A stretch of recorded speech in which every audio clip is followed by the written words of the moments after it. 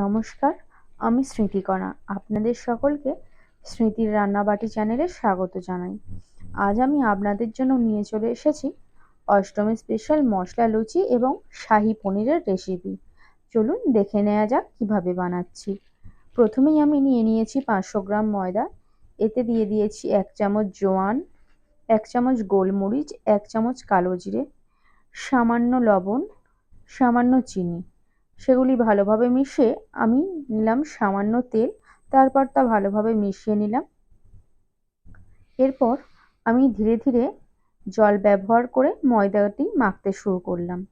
একেবারে জল দিয়ে দেবেন না, তাতে অনেক সময় ময়দা পাতলা হয়ে যাওয়ার সম্ভাবনা থাকে। তাই ধীরে ধীরে ময়দা মাখবেন, ধীরে ধীরে জল ব্যবহার করবেন। আমাদের ময়দা মাখানো প্রায় কমপ্লিট। দেখুন আপনারা, ময়দা মাখানোর পর এই শেষে অল্প পরিমাণে সাদা তেল মাখিয়ে তা রেস্টে রেখে দেবো 1.5 ঘন্টার জন্য। এরপর শাহী পনির রান্নার জন্য আগে থেকে গরম করে রাখা দুধে অল্প গুঁড়ো দুধ মিশিয়ে নিলাম। তারপর আমি পনির এভাবে কেটে নিয়েছি, আপনারা দেখুন। তারপর কড়াইতে তেল গরম করে আমরা পনিরগুলিকে হালকাভাবে ভেজে নেব, খুব কড়াভাবে ভাজবেন না। আপনারা দেখতে থাকুন আমি পনিরগুলিকে কতটা হালকাভাবে ভেজে নিয়েছি।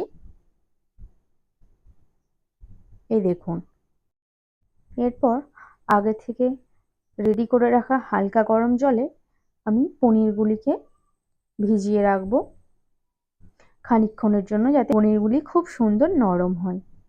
এরপর আমি বেটে রাখা মশলা, মগজদানা, কাজু বাদাম, পোস্ত এবং আদা রেডি করে রেখেছি। তারপর তেল গরম করে তাতে এলাচ, কাঠ মশলা, তেজপাতা দিয়ে ভেজে নেওয়ার পর আমি আদা বাটা দিয়ে দিলাম। সুন্দরভাবে ভেজে নিয়ে তাতে দিয়ে দিলাম রেডি করে রাখা সেই মশলাগুলি। এই মশলাটা দিয়ে আমি সুন্দরভাবে ভেজে নিলাম যতক্ষণ না এই মশলাগুলির কাঁচা গন্ধটি চলে যাচ্ছে।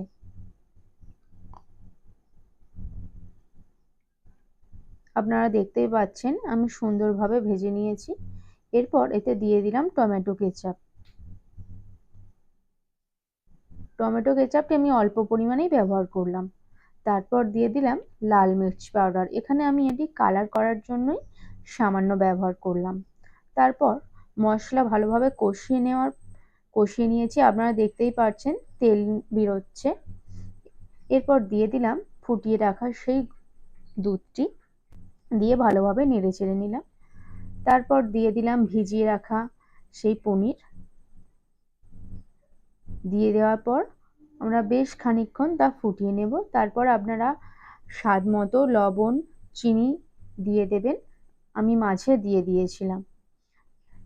তা ফুটিয়ে নেওয়ার পর মেথি পাতা ডলে নিয়ে দিয়ে দিলাম। এটি আমি খানিকক্ষণ ফুটিয়ে নিয়েছি। আপনারা আপনাদের স্বাদ মতো অবশ্যই মেথি পাতা বাড়িয়ে দিতে পারেন। তারপর নামানোর আগে আমি এখানে দিয়েছি গরম মশলা এবং 1 চামচ বাটার। আপনারা দেখতেই পাচ্ছেন আমার শাহী পনির রেডি। এরপর চলুন লুচিগুলো ভেজে নেওয়া যাক।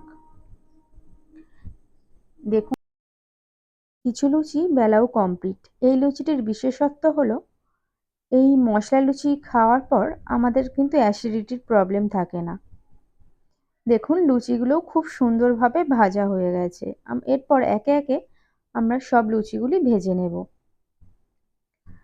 আপনাদের এই রেসিপিগুলি কেমন লাগলো অবশ্যই বাড়িতে তৈরি করে কমেন্টে জানাবেন।